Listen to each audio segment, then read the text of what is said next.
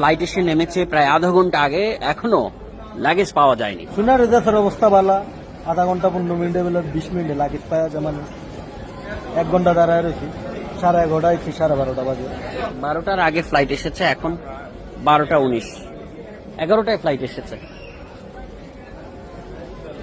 মানে শাহজালাল বিমানবন্দরে নাকি গতি ফিরে এসেছে, ফ্লাইট থেকে নেমে যাওয়ার আগেই নাকি লাগেজগুলো পাওয়া যাচ্ছে বেল্টে, কিন্তু বাস্তব চিত্র কি আসলে? দেখতেছি, তারপর ওইখানে গেছি, ইমিগ্রেশন শেষেই তো দেখছি আমাদের বেল্ট থেকে ব্যাগ নিয়ে গেছে। 1 মিনিট অপেক্ষা করতে হয় নাই।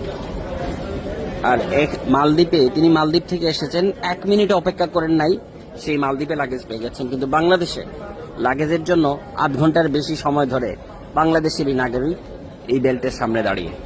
এদিকে বাংলাদেশে নতুন বিমানবন্দর এখনো নাকি 1.5 বছর সময় লাগবে, 6 মাস